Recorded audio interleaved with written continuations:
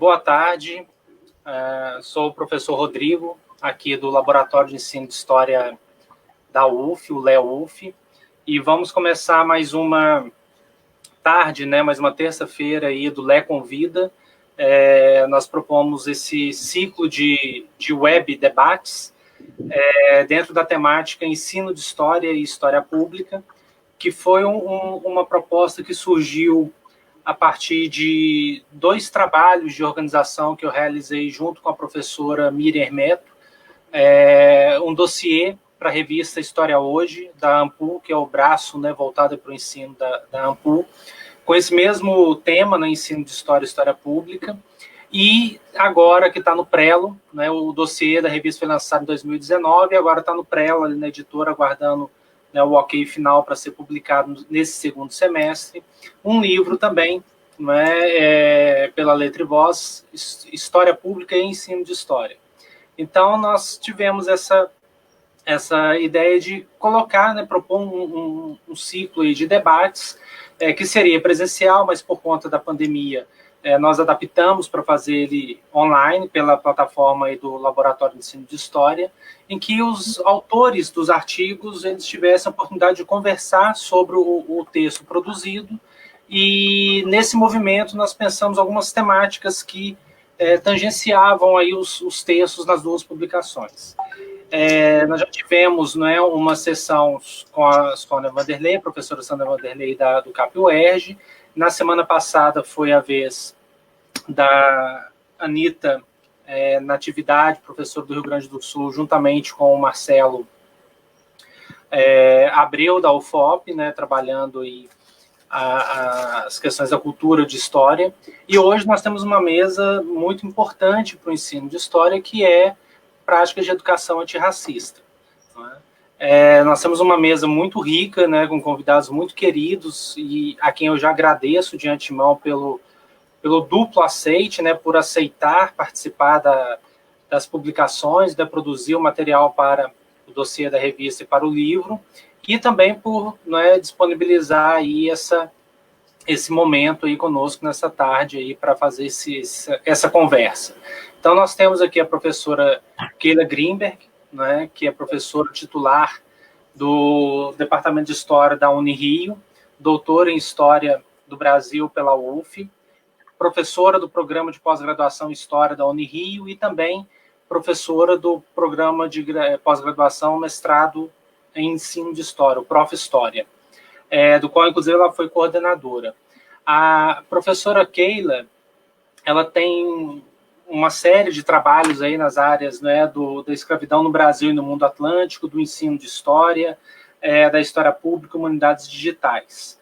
E a Keila, ela também coordena com as professoras Marta Abreu e Hebe Matos um projeto que, para mim, particularmente, é um dos maiores exemplos, né, de um projeto de história pública, mesmo quando essa temática ainda não estava, né, sendo tão debatida aí nos espaços universitários aqui no país, que é o projeto Passados Presentes, Memórias da Escravidão no Brasil.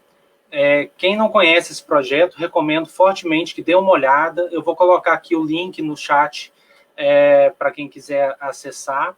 E também tem mais informações na página do Laboratório de História Oral e Imagem, da UF, o LABOI, né, que é onde o projeto, de certo modo, ele fica bastante alocado.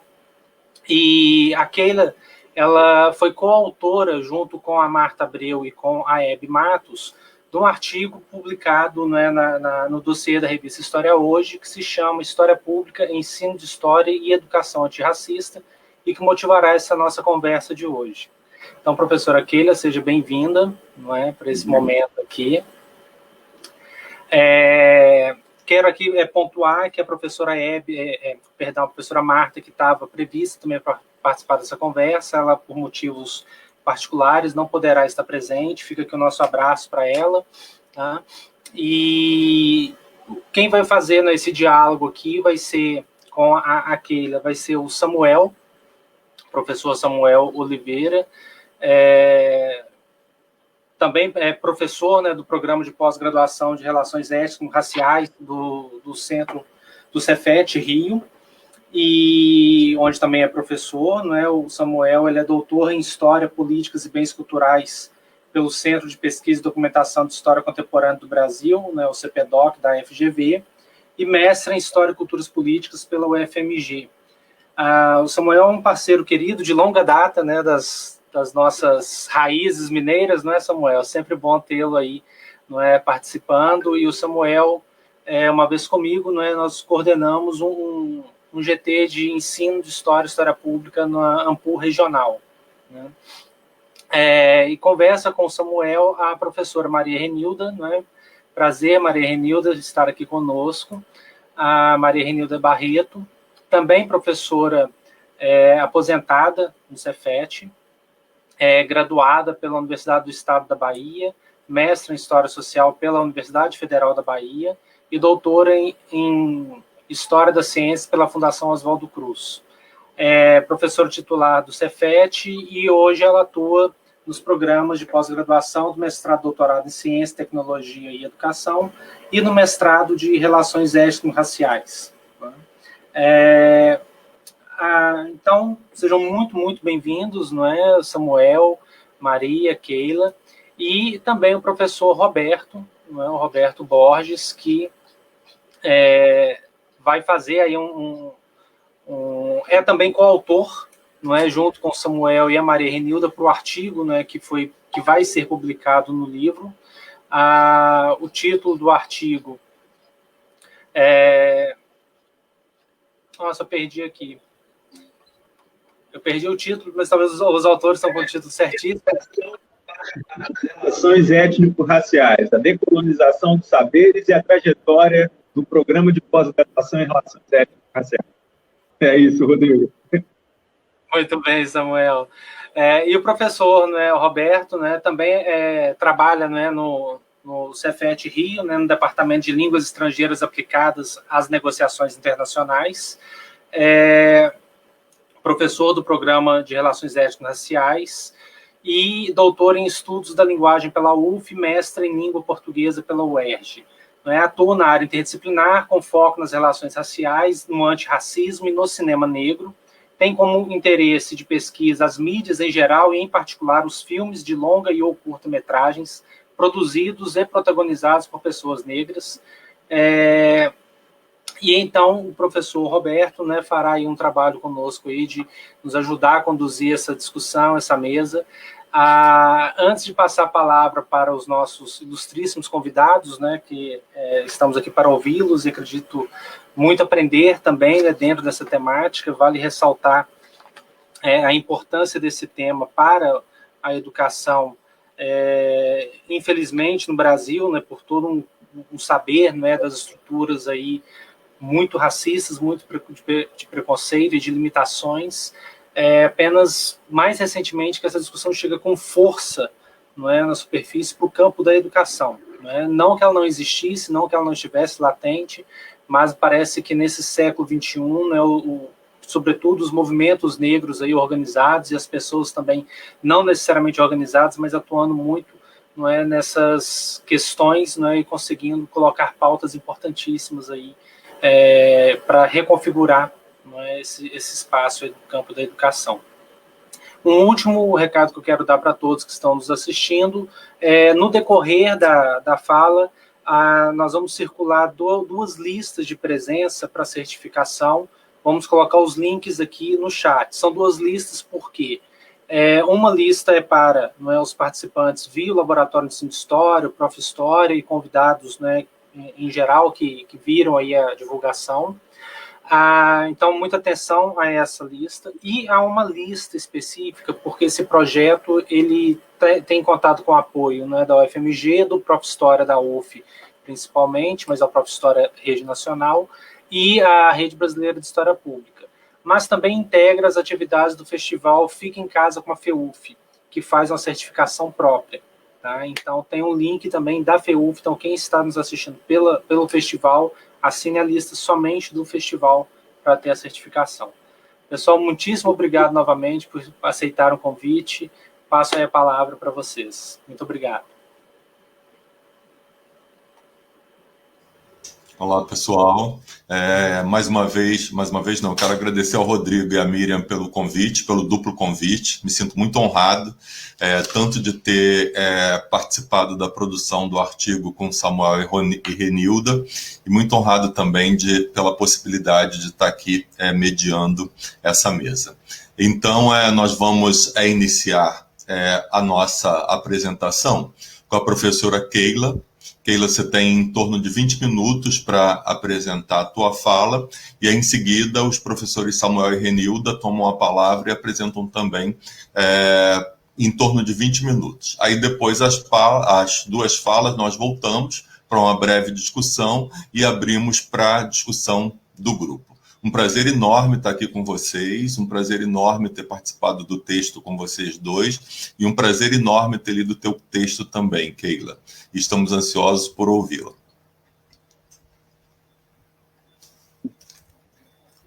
Bom, gente, boa tarde. Eu também queria agradecer muitíssimo o convite do Rodrigo e da Miriam, e também a satisfação, né, de estar aqui debatendo com Roberto, Maria Renilda e Samuel um tema que é o tema, né, da ordem do dia.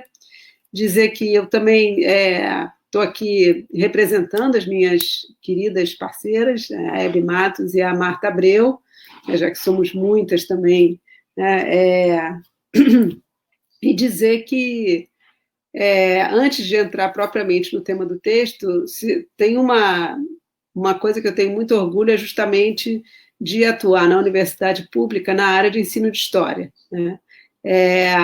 Eu sou professora da área de ensino de história da Unirio, e fazendo uma rápida propaganda, nós somos um dos poucos programas de pós-graduação em história que tem uma linha uma linha específica em patrimônio, história pública, patrimônio, ensino de história e teoria, e de atuar tanto na graduação quanto na pós, com o Prof. História, na área de ensino de história. Então, ter essa oportunidade de estar aqui debatendo com vocês, com essa mesa, é uma oportunidade muito importante para mim. O que eu vou tentar não falar muito, na verdade, eu queria falar de duas experiências para tentar refletir um pouco sobre qual que pode ser o nosso papel como professores, o papel da escola, o papel do ensino de história para fazer, né, implementar uma educação antirracista, né? Isso é baseado no que eu vou falar tanto na experiência prévia, não minha, né, mas da Hebe e da Marta, com projetos de história oral que antecedem o Passados Presentes, e que vocês, quem não conhece, recomendo muitíssimo que entre no site do Laboy, da UF, né, são vários projetos extraordinários, né? E também, por outro lado, da minha experiência com o uso da tecnologia no ensino de história, né? Qual é o nosso ponto, e mesmo vindo de lugares diferentes, qual sempre foi a nossa preocupação? É tentar pensar em formas de envolvimento dos estudantes, em geral, né, com tanto o passado escravista, né, quanto com o patrimônio cultural afro-brasileiro, pensando principalmente a partir da relação direta com grupos culturais e políticos negros. Então, eu queria mostrar para vocês, eu espero que a gente treinou antes, eu espero que dê certo, um primeiro projeto que eu fiz, que já está dando certo? Tá, né? Que se chama Detetives do Passado, que ele está no site do Numen, da Unirio. Se alguém não conhecer e quiser dar uma olhada, depois vou botar o link aqui, que eu não quero perder tempo. Mas esse projeto, o site já está um pouquinho antigo, é um projeto de 2009, mas ele tem como fundamento básico, né, se vocês quiserem explorar depois, são 8 casos em que os alunos são convidados... desculpa, eu fiz esse projeto com a Anita Almeida, que é outra minha parceira querida, né? Então, são os 2 projetos em parceria. Qual é o fundamento desse projeto? São casos em que eu estou tentando mexer nele, mas eu acho que eu não consigo. Tudo bem.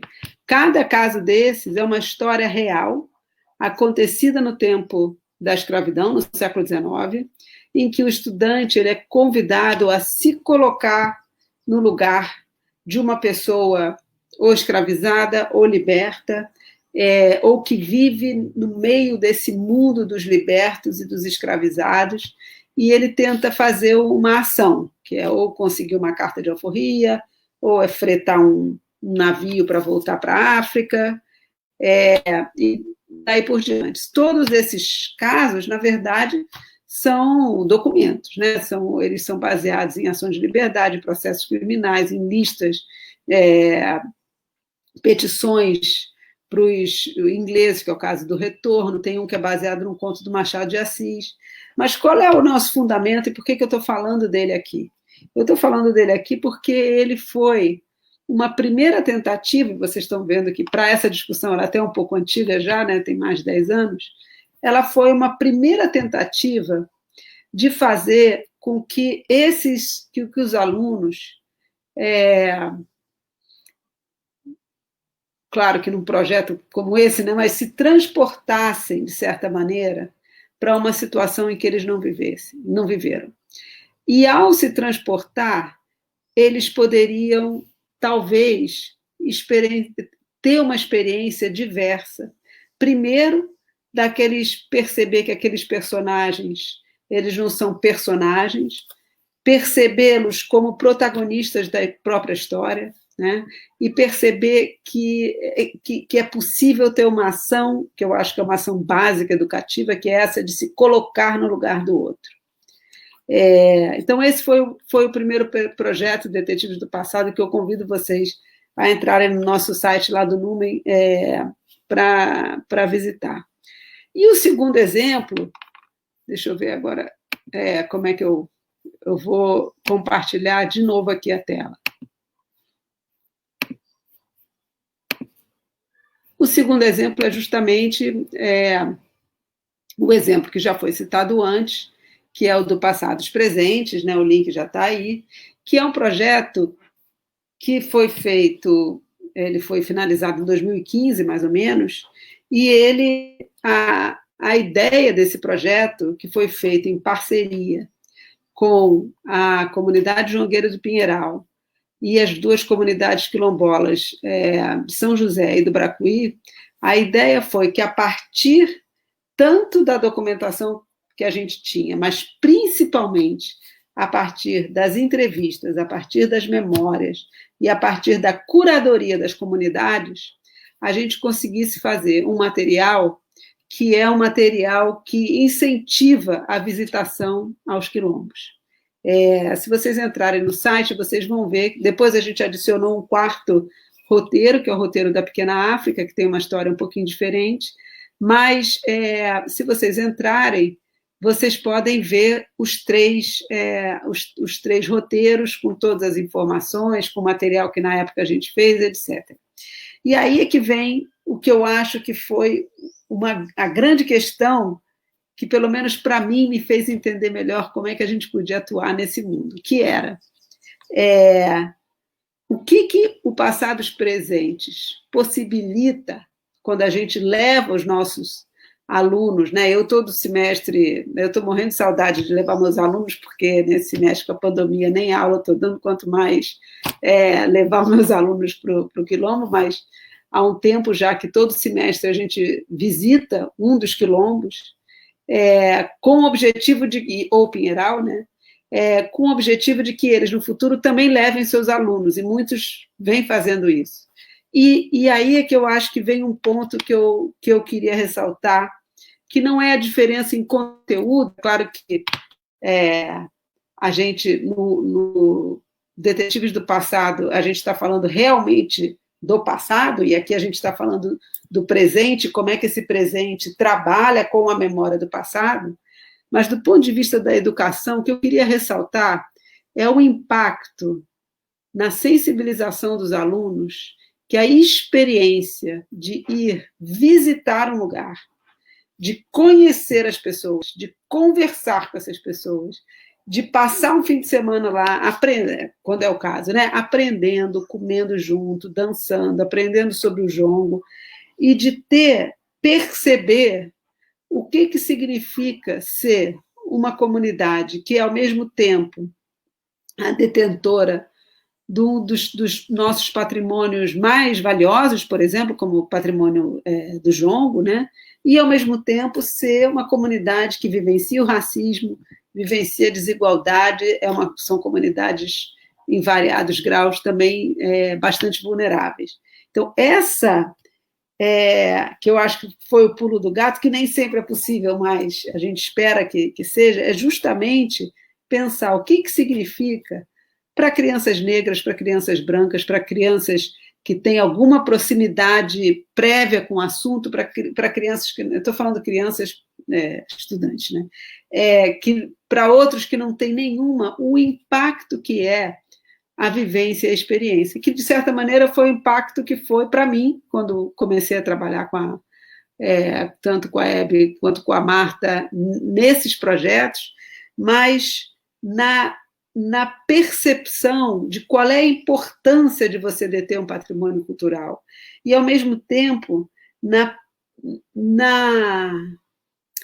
compreensão mais profunda, que é a compreensão pela sensibilização, de que a atuação dessas pessoas hoje, da mesma forma que a dos seus ascendentes no passado, era uma atuação que nada tinha de passiva, nada tinha de vitimizadora, mas, ao contrário, que são pessoas que têm absolutamente controle sobre a memória, né? São protagonistas hoje e têm lembranças do passado, onde também a memória desse protagonismo, das fugas, do dia a dia, né, sob o jugo da escravidão, era muito marcante.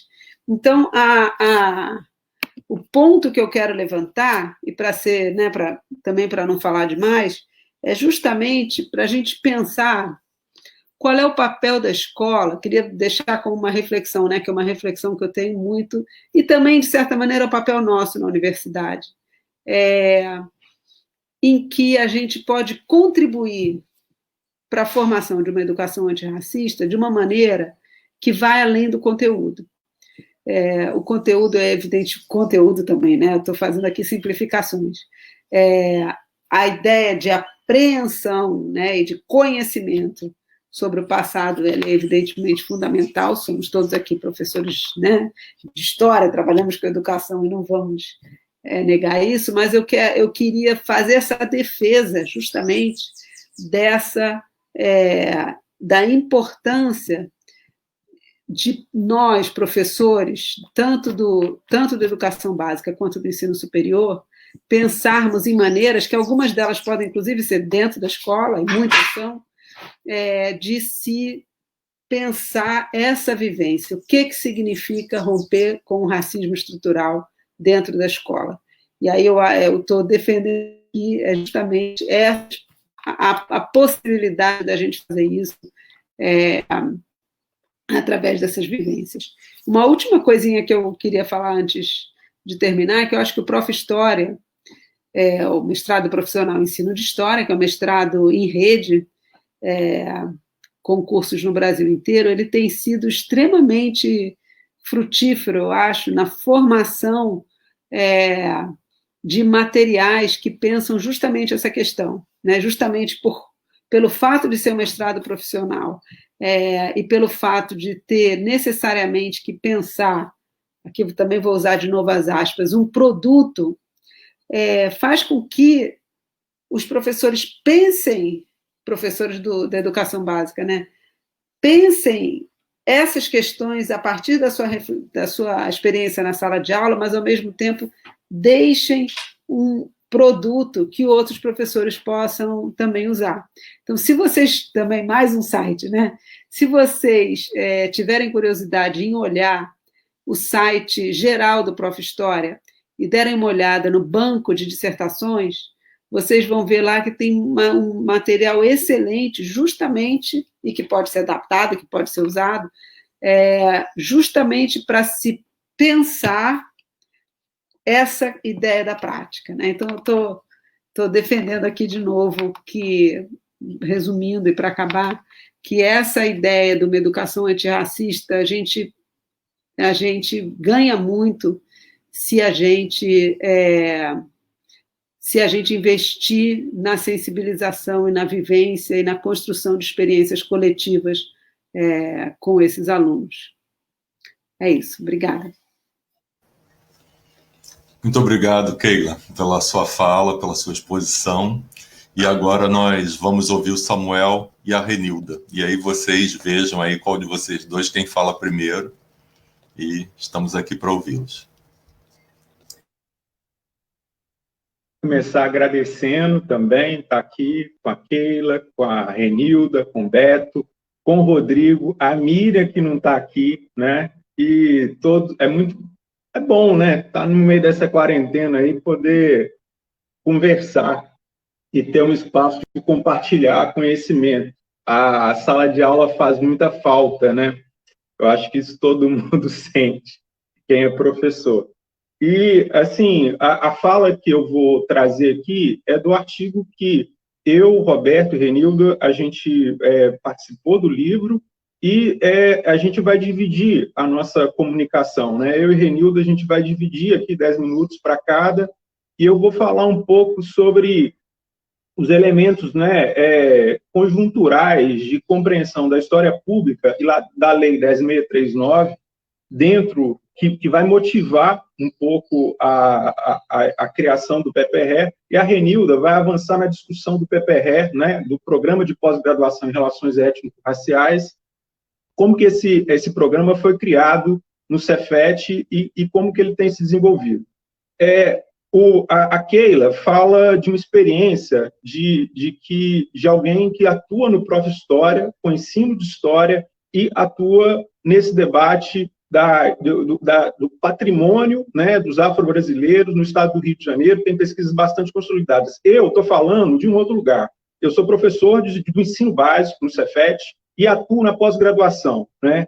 E falar desse lugar, eu acho que tem uma distinção, assim, né? Porque eu estou falando de um lugar que tenta construir um modelo de conhecimento e de ensino que seja vertical, que passe tanto pelo ensino básico quanto para a pós-graduação. Isso é o que a gente tenta construir no Cefet. E isso é o que o mestrado de Relações Étnico-Raciais, né, no Cefet aponta. É um mestrado que foi criado em 2011, a Renilda vai explicar um pouco isso, mas tem um vínculo com a educação básica e com a Lei 10.639, que ele é orgânico, né?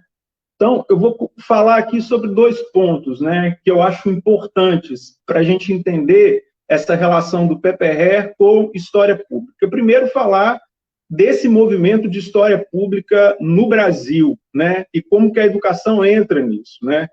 A gente sabe que esse termo, história pública, ele é norte-americano, né? Ele vai ser criado lá na Universidade da Califórnia em meados dos anos 70, mas cada comunidade nacional tem uma maneira de absorver esse conceito e instituir práticas, né? E no Brasil, em 2011, a gente tem um movimento de absorver essa literatura de história pública, os problemas epistemológicos, criar congressos. Existe uma rede nacional de história pública e isso gera um movimento.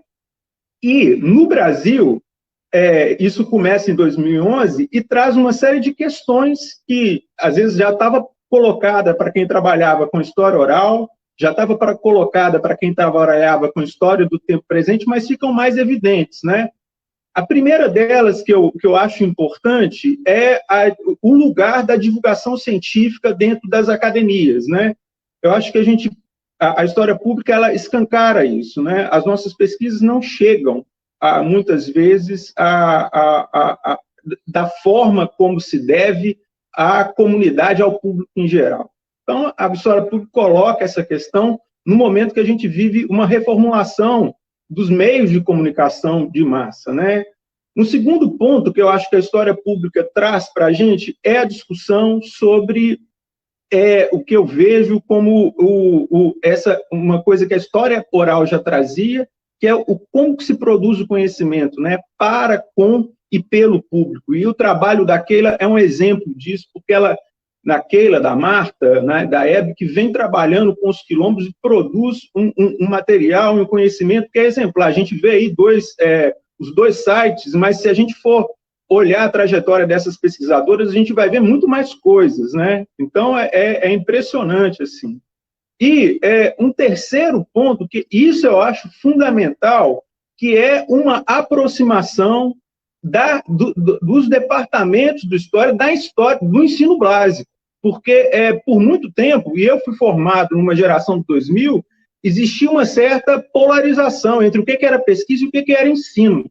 E a história pública coloca isso. O trabalho da Miriam e do Rodrigo tem sido exemplar nisso, porque todo o Congresso de História Pública, eles colocam isso em questão, e eu acho isso fundamental. E isso afeta a prática, né, nossa, como historiador, porque a gente, quando passa a pensar a história pública, o ensino de história dentro dessas questões, a gente passa a colocar o que é o ensino básico em questão.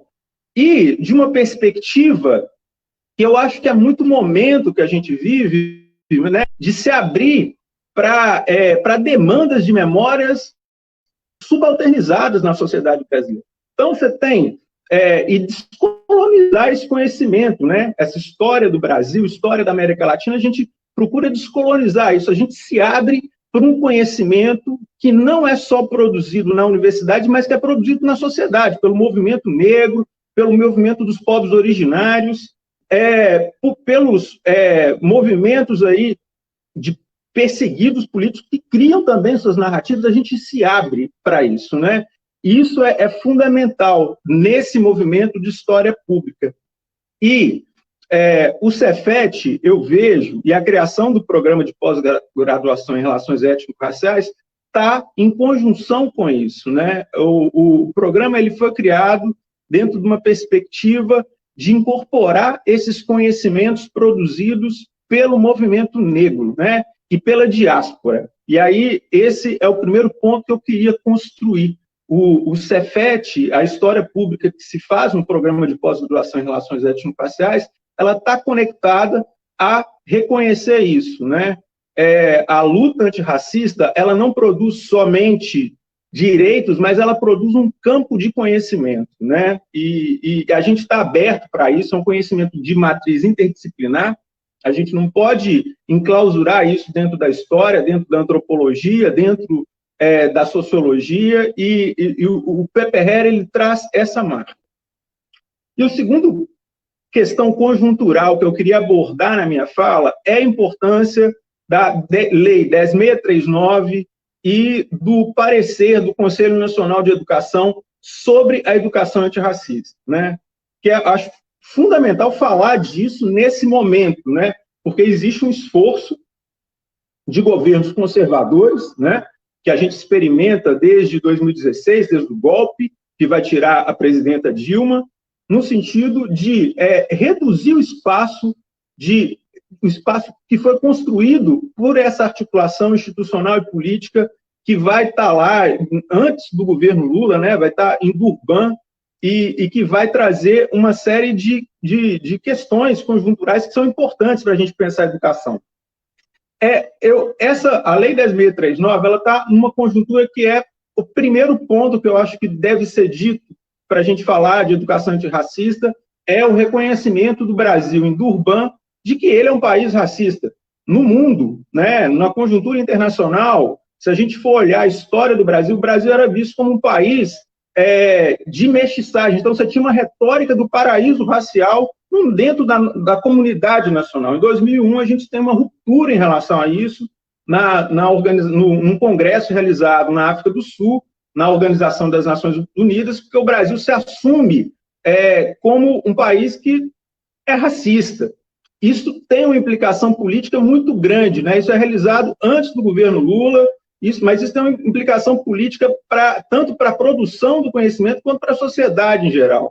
E em 2003 a gente tem a Lei 10.639 e a gente vai ter na Lei 10.639 a obrigatoriedade do conhecimento da história afro-brasileira e da comemoração, né, da história do zumbi na história brasileira.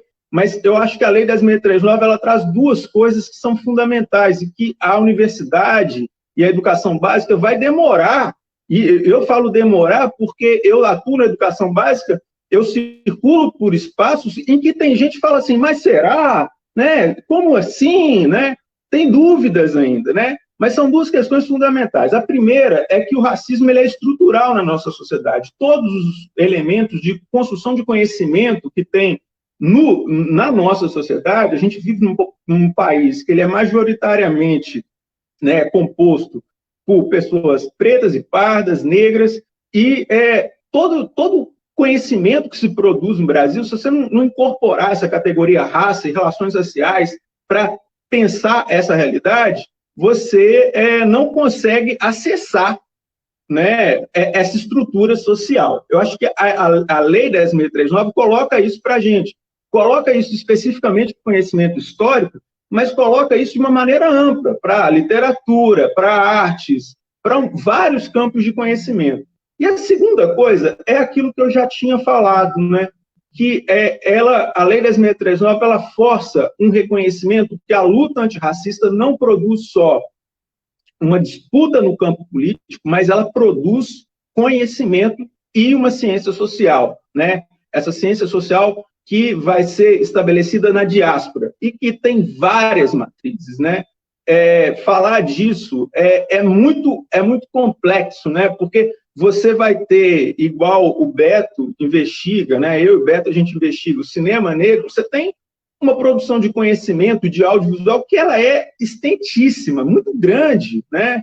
E a gente for olhar em cada campo do conhecimento, você vai ver que existe uma produção de conhecimento muito específica. E como que a gente faz para trazer isso para a sala de aula, né? A Lei 10.639, ela traz essas duas questões que eu acho fundamentais, que o Conselho Nacional de Educação, o parecer da Petronilha, vai reafirmar, né? O racismo é estrutural e a diáspora produz um campo de conhecimento, né? O PPR, ele surge dentro dessa conjuntura, né, do reconhecimento do antirracismo dentro da sociedade brasileira e da aplicação da Lei 10.639, junto com o movimento, que é um movimento, né, de formação dos núcleos de estudos afro-brasileiros em várias instituições e, a partir disso, pensar tanto a produção de conhecimento quanto a aplicação desse conhecimento dentro do ensino básico, né? E eu acho que a rede de institutos federais, ela é um exemplo disso. Quando a gente olha para o CONEAB, a gente vê vários NEABs na rede de instituições federais, em escolas sendo criado, e o Cefet ele vai surgir disso. Vou passar a palavra para a Renilda, para ela avançar um pouco nessa discussão aí de como que o Cefet articula essa questão. Obrigado, Luiz. Antes da Renilda falar, eu só gostaria de lembrar as pessoas que nos assistem de atentarem para a lista de presença, que é necessário para quem precisar do certificado. Renilda, contigo.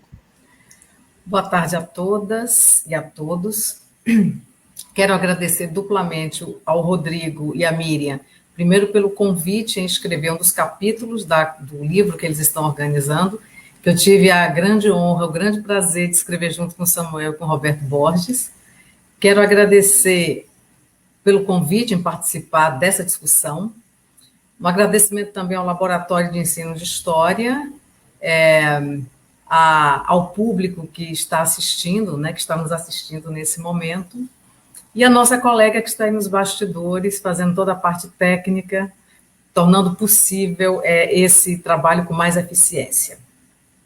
Bem, na nossa reflexão, o programa de pós-graduação em Relações Étnico-Raciais, que eu chamarei, de agora por diante, de PPR, ele foi visto por nós, ele foi refletido como experiência de decolonização do conhecimento acadêmico e como espaço de circulação do conhecimento entre a academia e a sociedade civil, Mas, afinal, que programa é esse? Foi um programa criado em 2011, no Cefet-RJ, né? Cefet significa Centro Federal de Educação Tecnológica Celso Covas da Fonseca, também um nome muito comprido, vamos abreviar para Cefet. Aliás, no Cefet a gente usa muito as siglas. Foi um mestrado interdisciplinar, como Samuel já disse, comprometido com as ações afirmativas e com a decolonização do conhecimento acadêmico. Mas o PPRE não surgiu em 2011 do nada. Na verdade, existiram ações prévias que antecederam a criação do PPRE. Rapidamente eu vou datá-las. A primeira delas foi em 2005, quando alguns grupos do movimento negro do Rio de Janeiro denunciaram que instituições públicas de ensino, tanto municipais, estaduais, federais, mas também as privadas, não estavam cumprindo o disposto na Lei 10.639. E o Cefet estava dentro desse rol de instituições denunciadas ao Ministério Público. E foi a partir desse momento que o Roberto Borges entra em ação, entra em atuação, né, tanto intelectual como política, no sentido de mover ações que atendessem ao dispositivo da Lei 10.639. Então, em 2008, foi criado o Núcleo de Estudos Afro-Brasileiros, o NEAB, né, capitaneado pelo Roberto. Eu quero demarcar, porque eu acho que é importante, que esse movimento que se iniciou no Cefet, ele tem a liderança intelectual e política do Roberto, que teve uma sensibilidade muito grande de nos conquistar epistemologicamente para essa educação antirracista. Né? Roberto foi realmente um pioneiro e, depois dele, muitos de nós, muitos entraram nessa virada epistemológica. Então, em 2008 foi criado o NEAB e também em 2008 foi criada uma pós-graduação lato sensu, chamada de Relações Étnico-Raciais e Educação, uma proposta de reconstrução do imaginário social. E o sucesso que nenhum de nós esperava foi muito grande desse lato sensu, e houve um apelo enorme para que fosse organizado um projeto de uma pós-graduação estrito sensu. Então, é daí que, em 2011, o PPRE abre a sua primeira turma. Com um desafio, como eu já lhes disse, né, de refletir sobre as abordagens discursivas e institucionais que serviram de base para o silenciamento e para a naturalização de práticas preconceituosas e discriminatórias construídas histórica e socialmente. Os objetivos e a estrutura do programa, não vou me prender muito, porque está na página, mas rapidamente eu quero dizer que vale a pena destacar um dos objetivos do programa, que é a promoção de estudos e pesquisas que acompanham e que registram a formação histórica da consciência política, da construção de identidades culturais, da ação em prol da garantia dos direitos civis dos afrodescendentes e o incentivo à criação de ambientes de reflexão e debates sobre os programas de ações afirmativas, e bem como a implementação desses programas com o objetivo de combate ao racismo e à discriminação. Esse é o nosso objetivo maior. E quero também chamar a atenção que, desde a fundação do programa, em 2011, que nós trabalhamos com cotas para negros, para pardos, pretos e indígenas, né? Para a população afrodescendente e para a população indígena. Atualmente não, já de vários anos para cá, nós temos 50% das vagas reservadas às cotas. Baseamos o nosso percentual de cotas nos dados do IBGE, que afirma que nós estamos num país onde mais de 50% da população é afrodescendente. Então, o que é que a experiência do PPRE revela? Né? Revelou para todos nós, para o Cefet e para todos os alunos e ex-alunos que passaram, que passam ainda por esse programa. O PPRE provocou uma ruptura em relação aos quadros da pós-graduação brasileira, que tem os brancos como maioria nos programas de mestrado e de doutorado, né? Bem como também nos cursos de graduação. Nós temos em torno de 75% de alunos afrodescendentes. Então, esse expressivo contingente de negras e negros em espaço acadêmico produz alteração epistêmica na instituição. por um lado, né, alterando condutas e percepções dos docentes e dos técnicos administrativos, e, por outro lado, embasando cientificamente os discentes, potencializando suas intervenções profissionais, pessoais e coletivas. Há também que se ressaltar uma demanda reprimida há séculos, que acompanha a temática proposta por essa pós-graduação estrito sensu, já que os nossos currículos acadêmicos, infelizmente, têm sido omissos no que diz respeito às relações étnico-raciais, à história e à cultura dos africanos, dos afro-brasileiros e de pessoas negras de modo geral. Claro que nós temos muitos projetos exitosos, mas ainda assim a gente não pode dizer que isso se constitui a maioria nos currículos escolares, principalmente em relação à educação básica, né? Portanto, o PPRER e outros programas do mesmo, de perfil muito semelhante ao PPRER, ao proporcionar uma agenda de investigação que tem como raiz uma necessidade oriunda das demandas sociais e envolvendo sujeitos historicamente excluídos do espaço acadêmico, vai ao encontro do debate sobre a decolonização do conhecimento, que tem encontrado repercussão na experiência da história pública brasileira. Entre 2011, quando o programa começou, e 2019, né, o ano passado, o PPRE havia produzido 122 dissertações relacionadas à educação para as relações étnico-raciais, com ênfase nas narrativas e experiências e nas memórias negras. Entre as dissertações defendidas, entre esse número aí que eu acabei de citar para vocês, nota-se inúmeros trabalhos resultantes de pesquisas de natureza aplicada, realizada nos contextos educacionais ou profissionais nos quais atuam ou atuavam os nossos mestrandos. Pesquisas sobre a implantação da Lei 10.639 na educação básica e os seus impactos no currículo escolar, nas ações pedagógicas de professores e gestores, pesquisas relacionadas à questão de gênero, raça, trabalho, pesquisas relacionadas à saúde e doença das populações afrodescendentes, produção artística e cultural da população negra, construção e reconstrução de identidades em territórios de escravidão moderna, dentre outras temáticas específicas.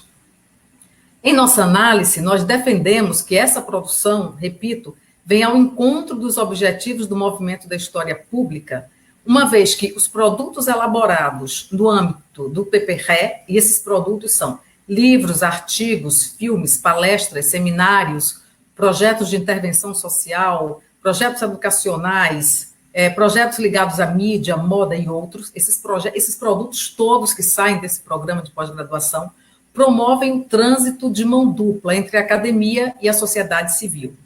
E esse movimento, ele proporciona modificações epistêmicas e do saber fazer em todas as pontas da cadeia do conhecimento. E, para finalizar minha fala, eu enfatizo, aliás, nós enfatizamos, né, esse pensamento não é só meu, é partilhado, principalmente com os dois colegas que estão aqui nesse trabalho de hoje, nós enfatizamos que, sendo o Brasil um país onde mais de 53% da população se autodeclara negra, ou seja, parda e preta, qualquer análise, seja econômica, cultural, social, política, que não leve em conta aspectos raciais ou racismo, infelizmente, não analisa a realidade desse país. Portanto, nenhuma pesquisa pode ser feita sem levar em conta que este é um país onde mais de 53% da população é negra e é atravessada pela experiência da escravidão moderna e do racismo. Muito obrigada. Muito obrigado, Renilda. Muito obrigado, Samuel. E eu quero começar falando que, Keila, seu trabalho e o trabalho da tua equipe é maravilhoso. Eu adorei ouvir, fiquei extremamente curioso e fiquei doido para ser aluno de vocês, para frequentar esses quilombos que vocês frequentam e construir esse conhecimento aí com vocês. Parabéns, parabéns, parabéns. E Samuel e Renilda, vou declarar meu amor mais uma vez aqui. Eu adoro trabalhar com vocês dois. O PPR, ele me trouxe muitas felicidades, e vocês dois são duas das felicidades que esse programa me trouxe e continua me trazendo. É uma honra trabalhar com vocês e é uma honra ouvi-los todas as vezes que eu tenho oportunidade disso. O Rodrigo, quando ele fez a apresentação inicial, ele pontuou, né, que essas questões de raça e de racismo, elas têm ocupado um espaço maior, mais acentuado na academia nos últimos anos, né? E eu queria fazer algumas ponderações a partir daí, e quero trazer algumas reflexões que talvez não estejam explícitas nos textos que vocês apresentam, mas que, na minha análise, fazem parte de toda essa discussão, e eu gostaria de ouvi-los a respeito do que eu vou trazer. Como vocês já falaram e já apresentaram, fundamentalmente quando o Samuel falou, os primeiros 15 anos desse século, do século XXI, eles foram marcados por políticas muito importantes no que diz respeito à luta antirracista no Brasil. E eu sempre gosto de marcar a Conferência de Durban, como o Samuel apresentou, como um importante marco de virada para essas questões aqui do nosso país, porque foi em Durban, em 2001, ainda sob o governo do Fernando Henrique, que, pela presença dos movimentos negros do Brasil lá na conferência, o Brasil, naquele momento, teve obrigação de assumir perante o mundo inteiro que a democracia racial era uma falácia, e é uma falácia. E teve que assumir perante o mundo todo que o Brasil é, sim, um país racista e um país de desigualdades abissais quando o assunto é raça. E aí, em seguida, a Durban, nós tivemos uma série de ações e de políticas importantes, fundamentalmente no governo do nosso ex-presidente Lula Inácio da Silva, e aí Samuel também já pontuou, a 10639, o parecer do CNE, o Estatuto da Igualdade Racial, a lei de cotas socio-raciais para as universidades e institutos federais, a lei de cotas no serviço público e a expansão dos NEABs, que eu acho fundamental, porque todas as vezes que as pessoas questionam o impacto e o poder de alcance da 10639, eu acho que a construção de NEABs é um argumento irrefutável, porque hoje nós temos NEABs em todos os estados do Brasil. E em cada um dos estados, pelo menos, tem uma universidade que tem NEAB, que são núcleos de estudos afro-brasileiros, e isso aí, para mim, já é um grande argumento da validade, do alcance e da potência dessa lei. E eu quero falar um pouco a respeito do livro da professora Nilma Lino Gomes, que é o Movimento Negro Educador. E eu quero trazer, o que eu quero trazer desse livro é o argumento que ela traz de que todos esses avanços políticos que nós tivemos, eles só foram possíveis e eles só são possíveis pelo fato das lutas dos movimentos negros do Brasil. E pelo fato de os movimentos negros do Brasil terem educado historicamente, estarem continuando educando a nossa sociedade em vários aspectos, E aí ela aponta que isso se dá por saberes identitários, que isso se dá por saberes políticos e que isso também se dá por saberes estéticos corporais. E quando a gente parte do princípio que nós, que estamos na academia, que estamos na pós-graduação, que estamos na pesquisa, que nós construímos o conhecimento e que nós fazemos as nossas pesquisas com o objetivo de aprimorar, com o objetivo de alterar, com o objetivo de enriquecer a cognição social, com o objetivo de ampliar a maneira como essa sociedade se vê e vê o outro, eu gostaria muito que vocês pudessem comentar um pouco a respeito do papel desses movimentos sociais e dos quilombos, obviamente, nos saberes. A Keila já falou um pouco disso, mas eu gostaria que, se fosse possível, que vocês aprofundassem um pouco mais da importância desses saberes no que vocês produzem, na pesquisa de vocês, e queria saber como que vocês consideram que esses movimentos nos educam. Sobretudo, as pessoas brancas dessa sociedade, porque todas as vezes que a gente fala de racismo, todas as vezes não, comumente a gente fala de negros. E a gente esquece que só existe a raça negra porque a raça branca criou, que é um construto, é uma construção discursiva, é uma construção social e é uma construção política, é uma construção ideológica. E aí, nesse mesmo caminhar, eu gostaria que vocês falassem um pouco a respeito da responsabilidade das pessoas brancas ou das pessoas que se veem como brancas, né? Porque branco também é um conceito referencial, na luta antirracista. E o quanto vocês consideram importante nessa luta refletirmos teoricamente a respeito dos privilégios concedidos pela brancura e a respeito de pensarmos em branco também como raça, principalmente pelo fato de os pesquisadores desse país, os professores que estão na pós, os professores do terceiro grau, ainda são majoritariamente pessoas brancas. Enfim, em tese, eu queria que vocês falassem a respeito dos brancos e das pessoas brancas em relação à raça e racismo e esse conhecimento antirracista que todos nós estamos produzindo com o nosso intelecto, com as nossas pesquisas, com o nosso suor, com o nosso tempo. É isso aí.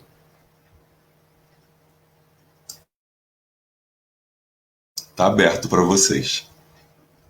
A gente vai seguir alguma ordem? Como é que a gente vai fazer? A gente pode seguir a ordem que se deu, né? Você fala, Samuel fala, depois Genilda fala. O que vocês acham? Tá bom, pode ser.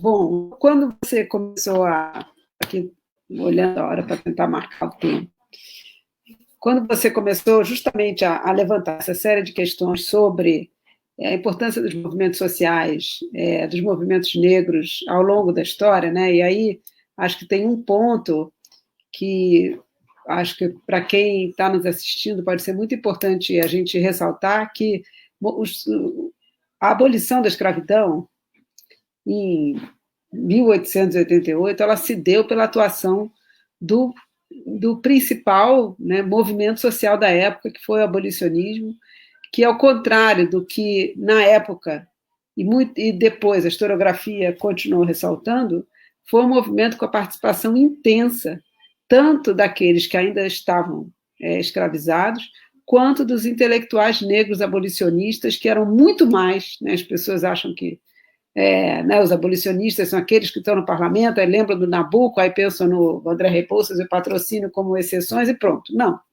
O movimento abolicionista é um movimento, basicamente um movimento negro, um movimento social fundamental, e ele não é o início, porque a resistência contra a escravidão ela existe sempre, desde que tem escravidão, mas enquanto movimento social, ele continua existindo e lutando contra a invisibilização ao longo do século XX inteiro, do século XXI. Finalmente, talvez, eu acho que a gente está vivendo um momento, eu usei a palavra abolicionismo de propósito, em que vários movimentos sociais em outras regiões estão clamando por um novo abolicionismo, né? Eu acho que é o momento da gente encampar um novo abolicionismo. E o que é esse novo abolicionismo? É o abolicionismo que se debruça contra esse racismo estrutural da nossa sociedade, que, se ele tem alguma origem na escravidão, e evidentemente que ele tem, ele não é uma herança, porque quando a gente fala herança, o que a gente está dizendo? A herança é um negócio que você herdou e que você não tem o que fazer com aquilo em geral, né? Aquilo cai em cima de você. Não, isso não é uma herança, é uma recriação. O racismo brasileiro é uma recriação permanente feita por nós, pela sociedade brasileira, feita por nós brancos, né? Privilegiados da sociedade brasileira. Então, eu acho que é justamente a hora da gente trabalhar por esse novo abolicionismo, né? Que tem que ser um movimento social poderoso, e é poderoso, e ele é múltiplo, né? justamente nesse sentido. E aí é o segundo ponto que, na verdade, você já falou e eu quero concordar, que o ponto central para mim é que os brancos percebam, e aí eu estou falando com a tranquilidade de ser branca e me colocando nesse papel, perceber o nosso lugar de privilégio e as formas de atuação da branquitude nessa luta. Né? Eu acho que enquanto a gente não tiver homens envolvidos no movimento feminista, a gente não acaba com o machismo, né? Enquanto a gente não tiver héteros envolvidos no movimento anti-homofóbico, a gente não acaba com a homofobia, e é evidente que o nosso problema muito mais central, estrutural mesmo, da sociedade brasileira, enquanto a gente não tiver os brancos ativamente envolvidos no movimento antirracista, a gente não acaba com o racismo, porque o racismo é uma coisa de brancos.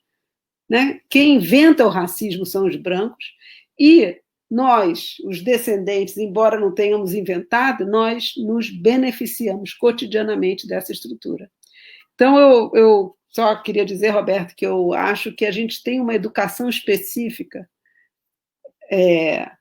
de uma certa maneira, o que eu estou me encampando hoje é romper com essa infantilização dos brancos. Nossa, que é achar, se colocar numa situação de que eu não criei isso, o que eu posso fazer? Eu não tenho culpa, né? Que é um movimento, e aí você continua querendo ser cuidado e que as pessoas te expliquem e que a população negra continue o tempo inteiro tendo que explicar, afinal de contas, o que é racismo estrutural, o que é privilégio. A gente tem que passar dessa fase, né? E a gente tem que justamente perceber. E aí eu acho que é o ponto mais... tem dois pontos. Como é que a gente faz isso em sala de aula? E aí eu estou pensando no meu espaço da universidade, que eu tenho feito experiências com os meus alunos, que têm sido de debates, né, que têm sido muito interessantes e muito boas, de tentar encontrar o que a gente está chamando de espaços seguros de discussão sobre a questão racial, falando de nós mesmos. Né? Então, como é que a gente faz com esses alunos todos misturados na sala, compartilhando as suas experiências? Esse é um ponto. E o outro ponto é pensar nas formas como a gente altera a lógica, que é mais complicada, dos privilégios e da ocupação dos espaços de poder. Quer dizer, como é que é a ocupação dos espaços de poder? A universidade é um exemplo, mas claro que não é só a universidade, é a justiça, é a polícia, é a política, são as mídias, estão em todos os lugares. Como é que a gente altera essa dinâmica? E o primeiro passo, eu acho que é o reconhecimento. Sim, assim, é o passo 1, é o reconhecimento. Então, é um trabalho intenso, mas é um trabalho que eu acho que tem que ser muitíssimo... a participação branca ela tem que ocorrer de uma maneira aliada, né? E de uma maneira, só a última coisa que eu vou parar, uma maneira em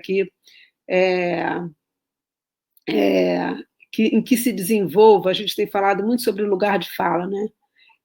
Eu estou muito preocupada com o lugar de escuta, do lugar de escuta dos brancos.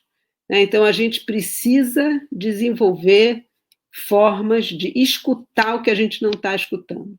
Né? Então, é um pouco isso que eu queria contribuir aí para a tua fala. Obrigada.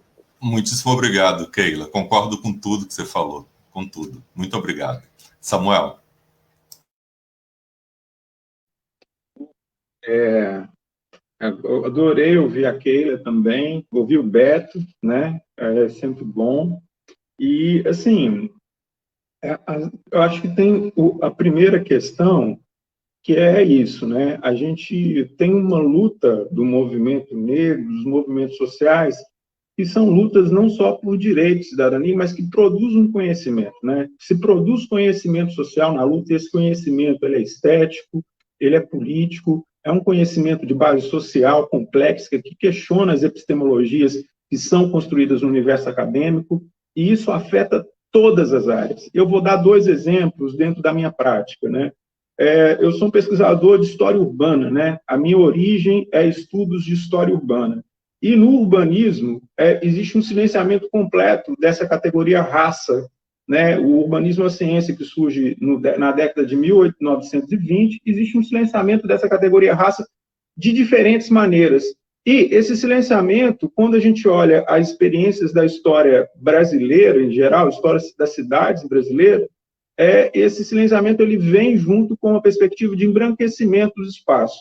O maior exemplo disso é a região portuária do Rio de Janeiro, que vamos dizer assim, foi, no século XIX, o maior bairro, né, de experiências ali negras e de escravos libertos do Brasil, tinha uma dinâmica super importante e a gente silenciou esse espaço praticamente no século XX, e é uma luta do movimento negro reconhecer aquele espaço como pequena África, né? Isso começa a surgir no debate dos anos 80, mas isso vai ganhar corpo, né? E se desenvolver aí a partir da década de 1910, quando a gente tem a descoberta, né? Do Cais do Valongo, né, das ruínas arqueológicas daquilo, e você tem a patrimonialização daquilo na Unesco. Então, isso é um exemplo dentro de uma luta do movimento negro que foi incorporado dentro da academia e que afeta a forma como a gente vê a cidade. Mas a gente pode, isso aqui é um exemplo muito singular, se a gente for para outros espaços e cidades, a gente vai ver isso, né? Espaços que têm raízes e articulações políticas, culturais, que são elaboradas por afro-brasileiros e que são silenciadas no urbanismo, nas políticas urbanas em geral. O outro exemplo que eu acho importante para falar dessa produção de conhecimento é do cinema negro, né? A gente tem, a partir dos anos 2000 ali, a gente tem um manifesto do cinema negro de diretores, atores, cineastas que vão colocar o que é um cinema antirracista, e a gente vê, dos anos 2000 para cá, uma explosão de narrativas no cinema que vão abordar as experiências negras, né?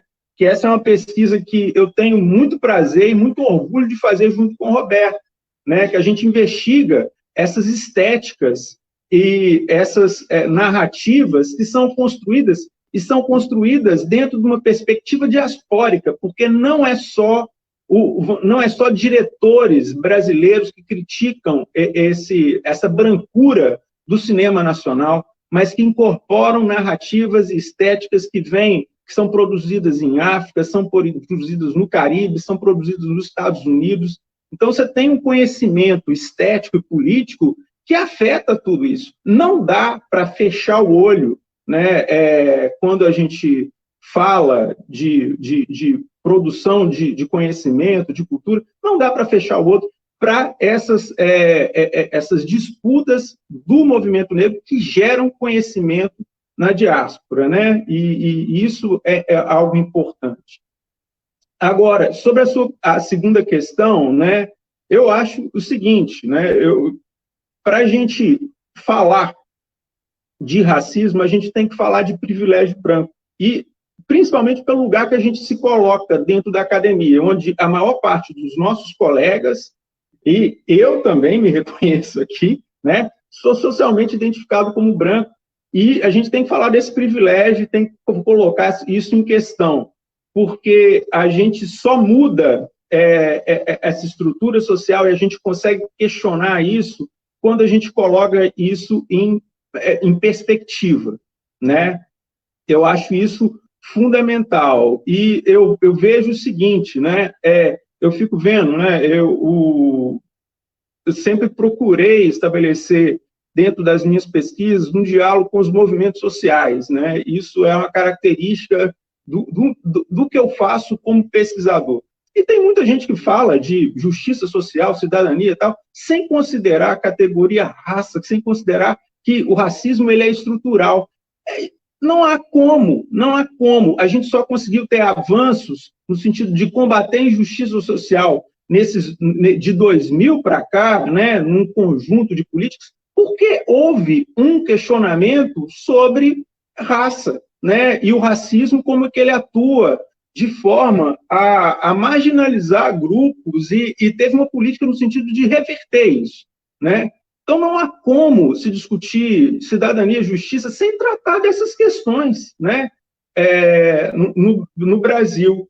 Então, a minha perspectiva é essa. Eu acho que a gente tem que discutir, sim, esse privilégio branco de estar nos lugares e falar, né? Porque não tem como fazer debate sem colocar isso em questão, e a gente tem que colocar esse ponto, que é fundamental, né? Não existe cidadania e luta pela democracia e justiça sem se combater o racismo nesse país, e se falar claramente disso, né? E eu acho, assim, a coisa mais perversa que se faz dentro do Brasil é que você reconhece o racismo e nega isso dentro das suas relações, como se isso fosse possível, né? Isso é o chamado crime perfeito, né? Que o Munanga tantas vezes fala. A gente, no Brasil, você pode reconhecer o racismo, mas não ver isso atuando dentro da sua sociedade, porque você se diz mestiço e por aí vai. Então, é um pouco disso que eu queria situar a minha posição. Muito obrigado, Samuel. Renilda, por favor. Então, eu tenho trabalhado recentemente, né, na última década praticamente, com a questão da assistência à saúde da população negra. E século XIX e também século XX. E o que a gente tem observado é a construção, a pavimentação das assimetrias sociais. Como a medicina, né, e a saúde vai construindo a naturalização das diferenças. As pesquisas têm revelado, por exemplo, que você tem 4% de percentual de morte em um determinado hospital da população branca e você tem 38% da população negra livre. Não negra escravizada, mas negra livre. As pesquisas vêm demonstrando como, ao longo de mais de 100 anos, um campo da ciência específica, né, que é o campo da medicina, em particular do atendimento médico, das instituições hospitalares, vão diferenciando o tratamento entre mulheres e homens negros e mulheres e homens brancos. E isso serve como um ponto de reflexão da construção do racismo institucional.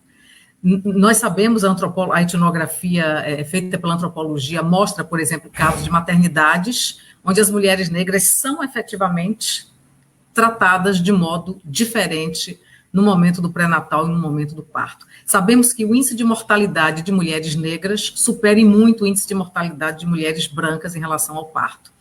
Então, as minhas pesquisas e as pesquisas que eu oriento nos programas de pós-graduação onde participo, vêm dando conta dessa agenda de discussão. E rapidamente, para fechar, Beto, para que a gente possa abrir espaço para o debate, qual é a importância de nós, pesquisadoras e pesquisadores brancos, estarmos nessa agenda antirracista? Além de tudo que os colegas falaram, eu acho que tem uma questão interessante, é o público que a gente alcança, né? Pelo nosso lugar de fala, certamente vamos atingir outras mulheres e homens brancos que talvez não escutassem a reverberação desse discurso vindo de homens e mulheres negras. Talvez catalogasse esse posicionamento como mimimi, enfim, questões assim que a gente infelizmente escuta. Então, talvez nesse campo a gente tem que claro que a luta antirracista ela é de todos, e aí eu estou repetindo várias falas da Nilma de Lino Gomes, né? E como disse a Keila ainda há pouco, para que a gente minimize o racismo, todos têm que entrar, para que a gente minimize o machismo, homens e mulheres têm que abraçar e por aí vai. Mas eu acho que a gente precisa pensar, pesquisadores e pesquisadoras brancos, na reverberação do seu discurso junto à população branca. Muito obrigado, Renilda. Muito obrigado a vocês três. Gostei muito de ouvi-los. E é importante só a gente frisar, a partir do que a Keila falou, né, que, obviamente, nenhum branco que está vivo hoje é responsável pelo que aconteceu no passado, e a gente não tem a menor dúvida disso, né? Mas que há uma responsabilidade a respeito do que existe hoje, do que acontece hoje, a gente não pode negar.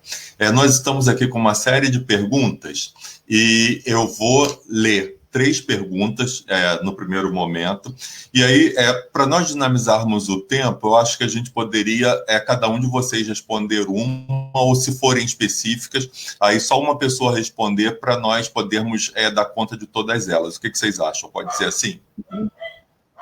Tá.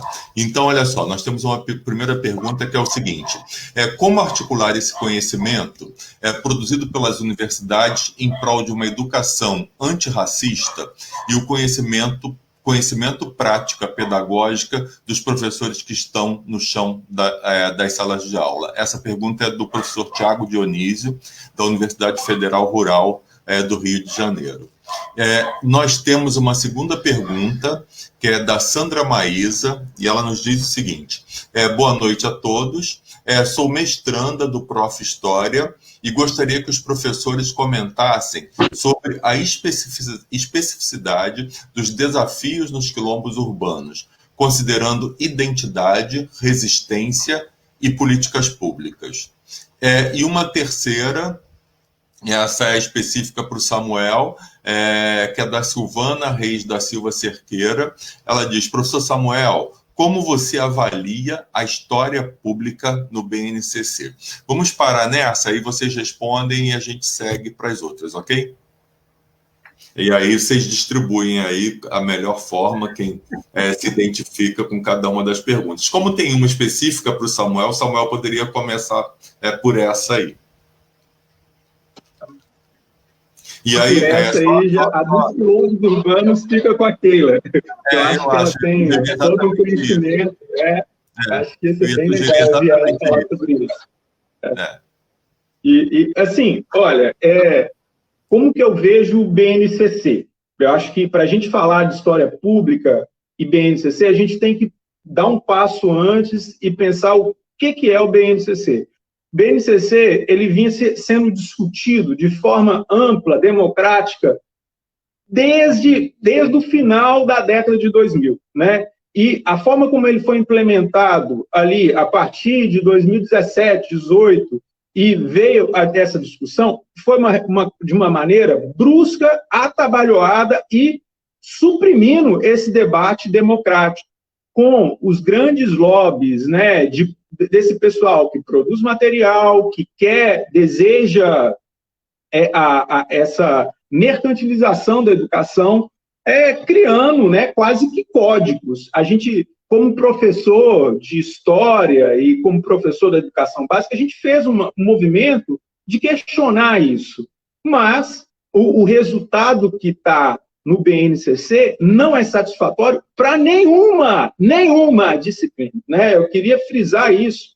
Eu acho que o BNCC, se ele foi feito de forma tão antidemocrática, a forma como ele foi implementado, sem diálogo com os docentes e quem está no chão da escola, igual o Tiago Dionísio colocou aí, que a gente se sente completamente desguarnecido quando a gente vai olhar o que se tornou o BNCC. Só que a gente tem esse documento e a gente tem que estabelecer vínculos com ele, né, e apropriar dele da maneira mais radical possível para favorecer as nossas práticas, né? Eu digo radicalidade no sentido da gente reconhecer essas instâncias normativas que organizam o BNCC, mas utilizar isso dentro da sala de aula de uma maneira que seja benéfico à nossa atuação e à dos nossos estudantes.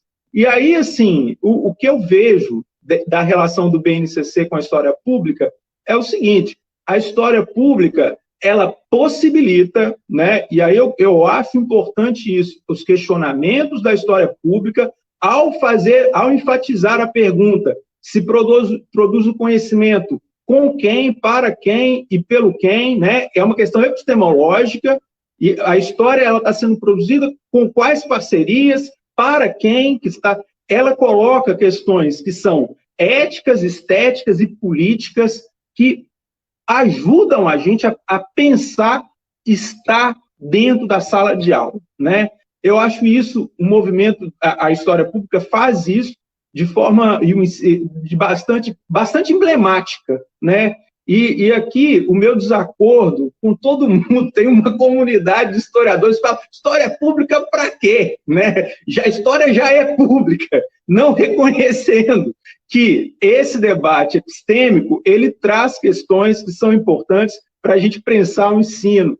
Então, a minha visão é essa. Eu acho que a história pública ela fornece instrumentos para a gente atuar dentro da educação básica, porque ela permite a gente pensar o conhecimento histórico e a circularidade dele de uma outra forma, né? Ela fornece instrumentos que já vinham sendo colocados pela história oral, vinham sendo colocados pela própria prática de ensino, mas eu acho que ela é mais uma ferramenta que a gente tem para estar se apropriando desse ordenamento normativo de maneira a favorecer a autonomia nossa e dos nossos estudantes, né? A construção disso.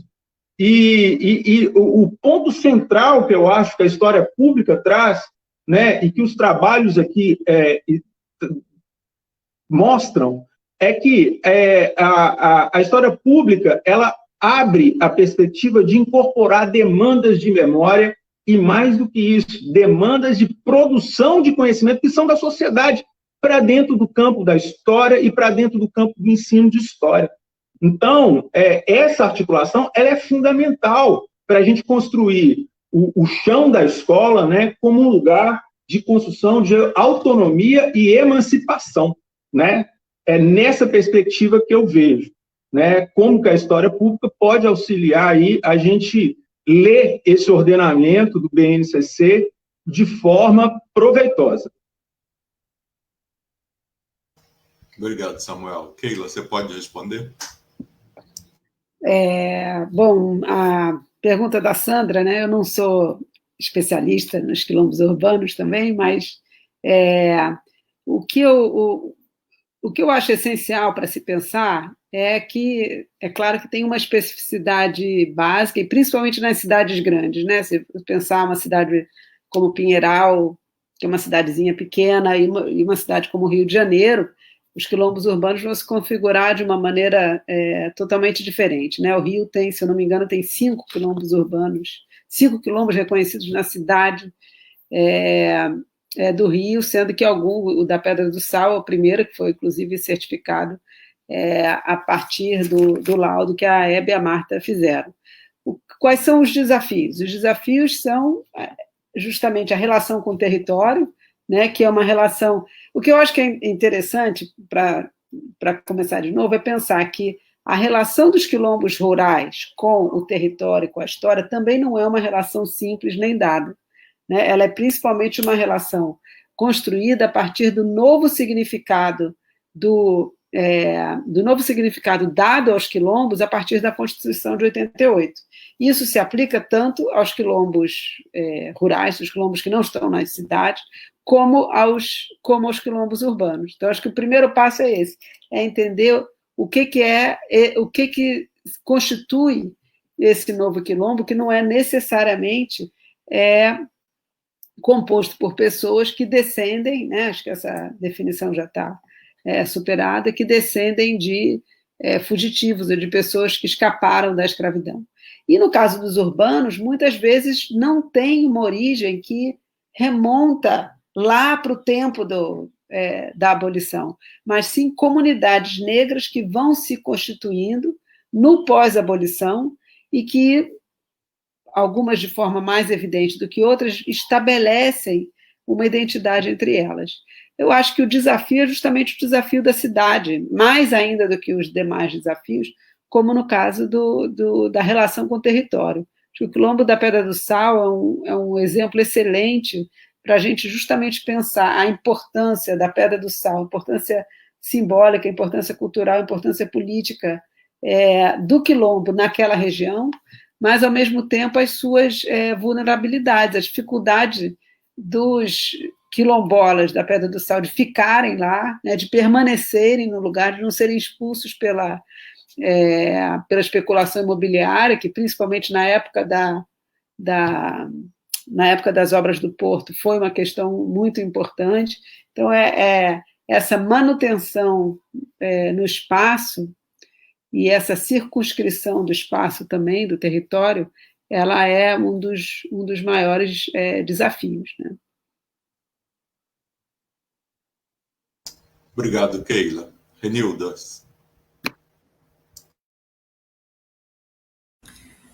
Então, há uma pergunta muito interessante que é como fazer uma aproximação entre as pesquisas realizadas pela academia e o professor que está em sala de aula. Eu vou dividir essa resposta em dois blocos. O primeiro é quais eram os instrumentos de divulgação das pesquisas que nós fazíamos, né? Nós tínhamos a publicação de livros, publicação em anais de congresso, tinham os congressos, até a pandemia, presenciais, e tínhamos as revistas. Felizmente, quase todas as revistas são acessíveis via internet. Mas me parece que esses canais que nós usamos não são suficientes para atingir um grande número de pesquisadores.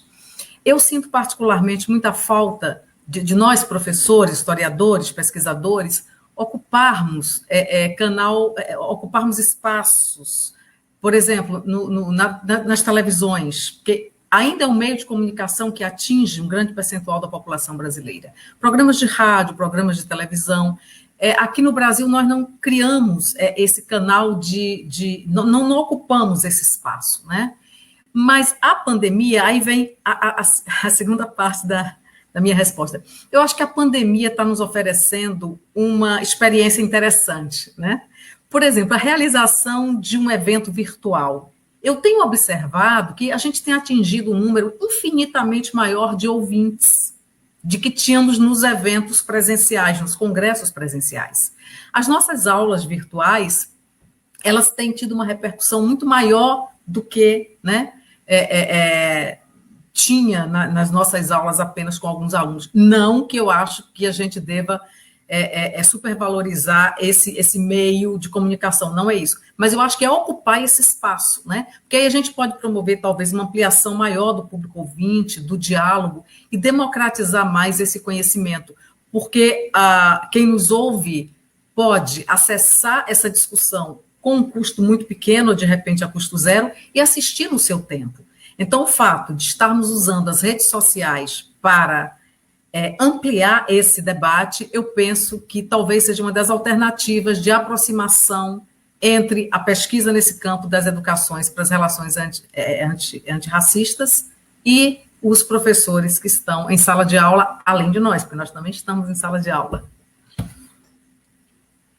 Muito obrigado, Renilda. Tem mais 3 perguntas e, ao lê-las, eu já vou direcionar, porque me parece que dá para a gente fazer isso nessas que estão aqui. A primeira delas é da Natasha Rosa, ela diz o seguinte: boa noite. Se possível, ainda pensando sobre o aspecto relacional, gostaria que os professores comentassem um pouco sobre a inclusão dos povos indígenas na pauta antirracista, considerando que o que há de comum quando falamos sobre racismo e sabendo da reserva de 50% das vagas para pretos, pardos e indígenas no mestrado sobre relações étnico-raciais. Renilda, eu pensei em passar essa para você. O Tiago Guimarães, ele fala, os negros no cinema são subjugados por serem encaixados em determinados estereótipos. Como fala direto de cinema, Samuel? Eu acho que você poderia responder essa. E tem uma terceira, que Peraí, só um minuto. Da Ana Letícia, e ela fala: o epistemicídio do conhecimento negro deve ser mais abordado para se pensar a questão do racismo estrutural no Brasil, entendendo que os saberes do povo negro é discriminado no Brasil. E aí, Keila, você poderia responder essa? Então, podemos começar com Renilda, depois Samuel e depois Keila. Como nós estamos com um tempo bastante avançado já, se fosse possível, eu gostaria que vocês fossem o mais breves que pudesse ser dentro da complexidade de cada uma dessas perguntas. Ok. O PPRE também recebe alunos indígenas, né? A cota a qual eu me referi engloba a população indígena. Entretanto, por estar talvez localizado na cidade do Rio de Janeiro, nós temos uma demanda pequena da população indígena. Tivemos apenas 1% dos alunos declaradamente indígena. Mas, de fato, a instituição e o mestrado está aberto também à população indígena. Ok, Beto. Ok, obrigado. Samuel. Assim, primeiro, obrigado pela pergunta, né? E assim, estou completamente de acordo com você, e eu vou explicar um pouco por quê, né? Por que os papéis de pessoas não brancas são estereotipadas, né, dentro do cinema. O cinema ele foi construído, né, a construção da linguagem cinematográfica lá em 1910, 1920, ela foi construída dentro de um contexto eugenista e se criou um conceito de fotogenia, onde o branco ele é identificado como um valor de beleza e estético universal. Isso depois ele foi contestado, mas isso é reiteradamente reproduzido ao longo da trajetória, né, das construções das cinematografias nacionais, tá? E eu acho outra questão importante para a gente entender como que essa estereotipia se dá no audiovisual, no cinema em geral, é que a gente tem que perceber que o cinema é uma arte industrial e os países que são tidos como desenvolvidos economicamente, eles produzem em muito mais escala. E países, por exemplo, da Ásia e da África foram por muito tempo proibidos de produzir filmes, né, porque eles eram colônias. Então, a gente tem aí uma questão que ela é estrutural da linguagem do cinema, né? E que você pode olhar de diferentes aspectos cinematografias nacionais, você vai ver isso. No Brasil, né, a gente tem isso dentro do cinema, assim como na cinematografia em geral, com blackface, que é você não reconhecer os atores negros como capazes de representar algo, né? Isso foi muito comum durante muito tempo, você ter atores brancos se fantasiando de negros, indígenas, para se representar. A gente tem isso na falta de representatividade, que ainda é a regra. Se a gente for olhar hoje a produção do chamado cinema retomada, e a gente olhar quem são esses atores, né, a gente vai ver que é uma minoria, isso em descompasso com, o censo demográfico brasileiro, né? Você tem aí uma fatia, pelo menos a última pesquisa, que é desenvolvido por um grupo de pesquisa da UERJ. Beto, se você puder me lembrar o nome, porque me fugiu aqui o nome do grupo de pesquisa. Gema, isso, né? O Gema, ele produz uma análise que está lá, né? 30% dos atores e das atrizes são negras. Isso não é representativo da nossa sociedade. Quando você vai olhar o número de mulheres negras, muito menor. Isso, né, tem impacto. É isso que eu estou tentando explicar. Isso é estrutural da linguagem do cinema. Como que eu vejo que isso tem sido rompido, né? Aí eu falo a importância da década de 2000, porque tem uma explosão de narrativas, de construção de audiovisuais negros. Os primeiros 4 diretores negros no Brasil, na história do cinema brasileiro, aparecem na década de 70, gente. Vocês têm noção do que é isso? Né? Somente na década de 70 a gente tem 4 diretores negros. Nos anos 2000 você tem uma explosão, você tem o Jefferson D., você tem o Joelzito Araújo, você vai ter uma construção do maior encontro de cinema negro da América Latina no Rio de Janeiro, que é o encontro de cinema negro Zósimo Bubu. Isso tudo muda a perspectiva em que esse audiovisual é produzido, né? E muda as próprias narrativas. Dentro do grupo que a gente pesquisa, né, que eu e Beto a gente articula, a gente vê muito filme. E, para quem é professor, eu queria estar aberto agora, no período da pandemia, o site da Rosa Filmes, Rosa com SZ, tá? Vejam, são longas-metragens maravilhosos, produzidos com baixo orçamento. Samuel, o site fechou semana passada. Semana passada? Poxa, que pena, não sabia. Mas tem muita produção, tanto de curtas e longas-metragens que estão disponíveis e que podem servir, auxiliar né, vamos dizer assim, essa decolonização do conhecimento em sala de aula e nas academias em geral. Vou parar por aqui e agradeço mais uma vez a conversa aí. Obrigado. Bom, é uma pergunta, agradeço a pergunta sobre o epistemicídio, é uma pergunta complicada, né? O que eu acho que é importante é justamente trabalhar com o conceito de epistemicídio, né? O conceito que, não sei se foi o Boaventura de Souza Santos que criou, mas se não foi ele que criou, foi ele que divulgou, que é justamente pensar que dentro dessa lógica, quer dizer, como um conceito decolonial, né? Pensar que dentro da lógica colonial que permanece para além do colonialismo, né, até os dias de hoje, a destruição dos saberes locais, e aí os saberes indígenas, e aí os saberes de origem africana, ele é fundamental. Então, é importantíssimo a gente trabalhar com esse conceito de epistemicídio, porque ele é estruturante para a gente pensar essa lógica colonial. Mas eu queria fazer um contraponto, porque essa destruição que existiu, que existe, ela não é absoluta. E o contraponto a gente vê, por exemplo, no jongo. Né? O contraponto a gente vê no patrimônio cultural afro-brasileiro, que é riquíssimo, e que ele mostra que,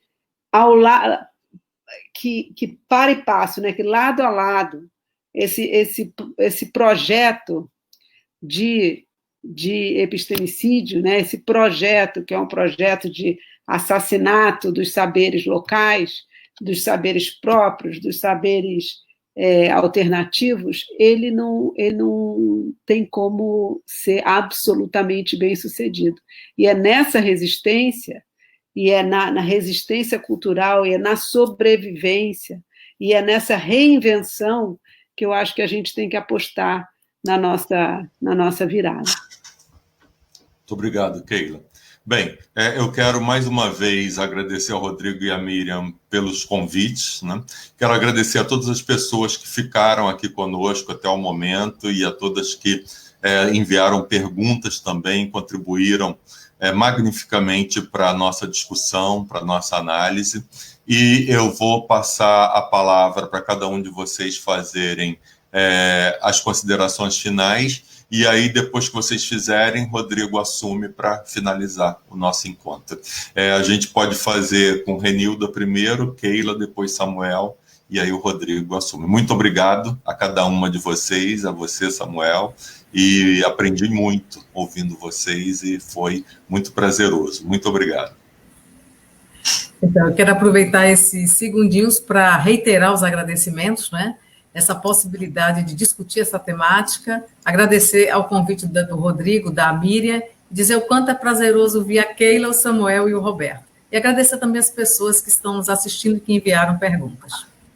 Muito obrigada a todos e todas. Keila? Bom, eu também queria agradecer, né, a todos que estão aqui, todas que estão nos ouvindo, e de novo agradecer muitíssimo ao Rodrigo e à Miriam pelo convite. É sempre uma oportunidade incrível debater, e principalmente desses diferentes lugares. Eu conhecia muito pouco do programa de vocês no Cefet, agora conheço mais um pouquinho, então, Renilda, Samuel, Roberto, foi realmente um prazer essa mesa, foi muito boa, eu espero que isso renda diálogos futuros.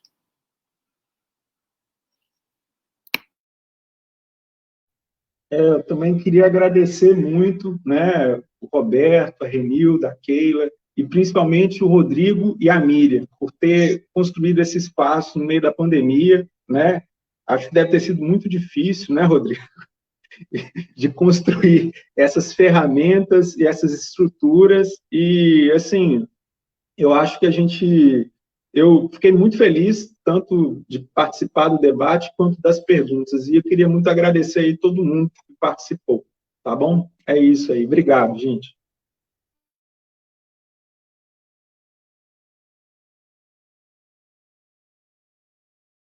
Acho que o Rodrigo congelou. Ah, tá ali.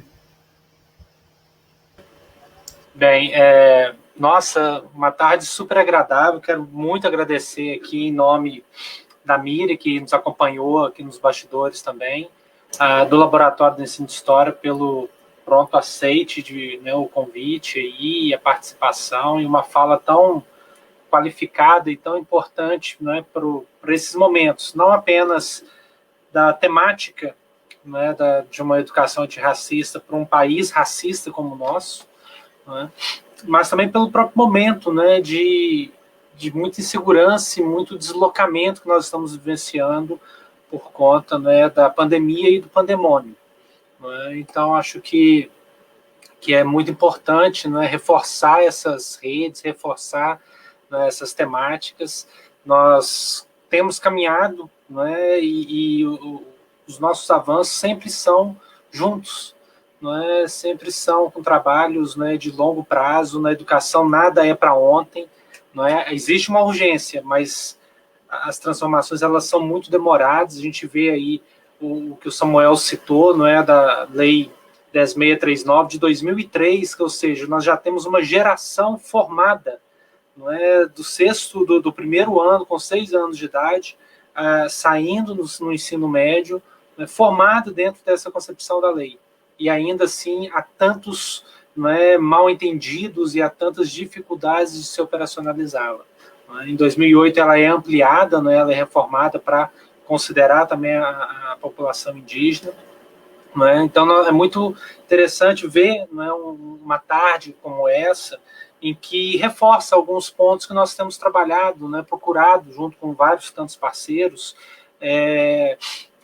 da universidade, dos programas de pós-graduação. O programa em Relações Étnico-Raciais do Cefet, ele tem características muito distintas, inclusive, né? Eu já pude participar de algumas bancas com o Samuel, com o Roberto, e fiquei encantado, né, com a integração no ensino básico com a universidade, com a extensão dentro desse programa, articulando.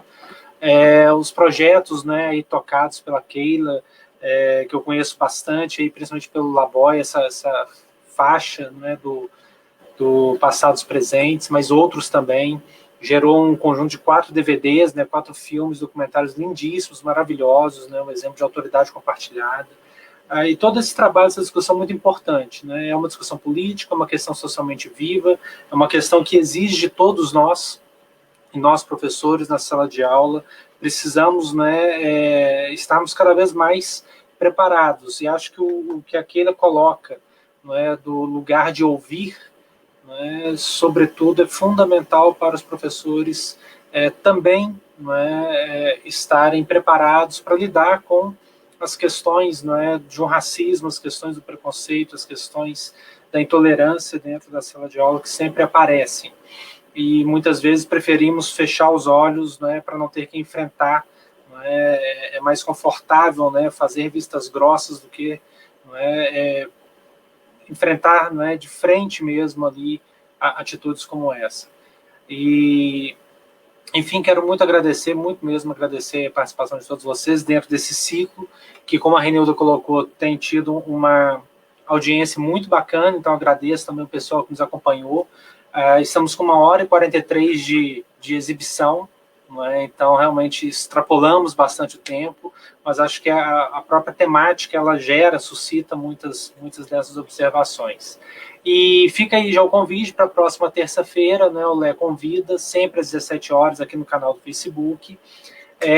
O próximo tema vai ser narrativas e significados entre conceitos e a não história, e será uma mesa com a participação da professora Caroline Paisevich, da Universidade Federal do Rio Grande do Sul, que traz uma pesquisa bem bacana com estudantes, né, sobre a concepção de história do Brasil, que ela foi realizada com um grupo em 4 cidades do Brasil, Alagoas, Tocantins, uma cidade no Rio Grande do Sul, e com a professora Sônia Menezes, da Universidade Regional do Cariri, né, no Ceará, que também traz aí uma preocupação bastante importante com os negacionismos, né, e a não história, né, que nós, professores, temos que enfrentar bastante.